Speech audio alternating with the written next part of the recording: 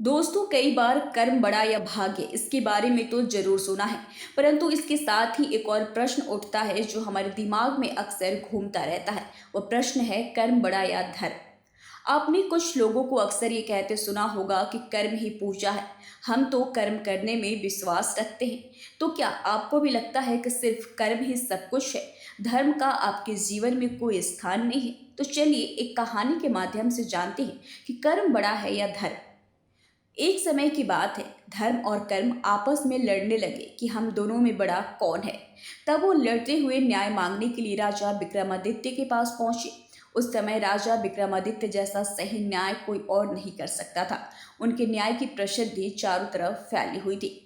राजा विक्रमादित्य ने जब कर्म और धर्म को अपनी राज्यसभा में देखा तो उनका अभिवादन कर आने का कारण पूछा। तब कर्म और धर्म ने कहा, हम आपके राज दरबार में न्याय मांगने के लिए आए हैं। हम जानना चाहते हैं कि हम दोनों में से बड़ा व श्रेष्ठ कौन है।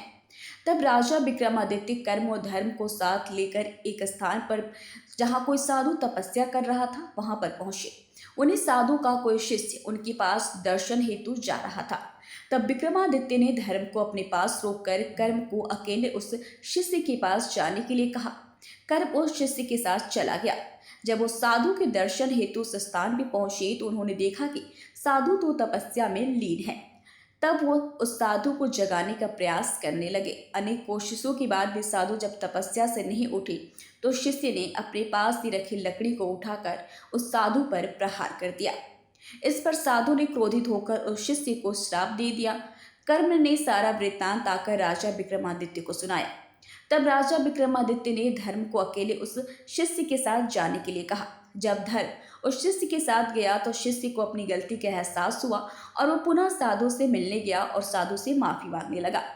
तब साधु को भी शिष्य पर दया आ गई। तब उस साधु ने कहा कि मैं श्राप तो वापस नहीं ले सकता, किंतु इससे बाहर निकलने का मार्ग बता सकता हूँ। इस प्रकार साधु ने शिष्य को श्राप से बाहर निकालने का मार्ग बताकर उनका जीवन खुशियों से भर दिया। जब धर्म पुनः विक्रमादित्य के पास आया तब राजा विक्रमादित्य, धर्म व कर्म तीनों मिलकर राजा के दरबार में गए, जहां पर विक्रमादित्य ने अपना फैसला सुनाया। तो दोस्तों, विक्रमादित्य का फैसला था। राजा विक्रमादित्य ने कहा कि कर्म अगर अकेला होता है तो उसे ये ज्ञात नहीं होता कि क्या सही है और क्या गलत। धर्म के साथ होने पर यह फैसला किया जा सकता है कि हम जो कर्म कर रहे हैं वो हमारे समाज के लिए, देश के लिए सही है या नहीं। इसलिए धर्म के अभाव में कर्म पूर्णतः प्रभावित नहीं होता है। इसलिए धर्म और कर्म में धर्म बड़ा है। इस प्रकार कर्म ने धर्म से माफी मांगी और दोनों साथ में चले गए। तो दोस्तों, धर्म बड़ा या कर्म, इस पर आपको हमारी जानकारी कैसी लगी हमें कमेंट सेक्शन में जरूर बताएं। आज के लिए सिर्फ इतना ही। दीजिए इजाजत।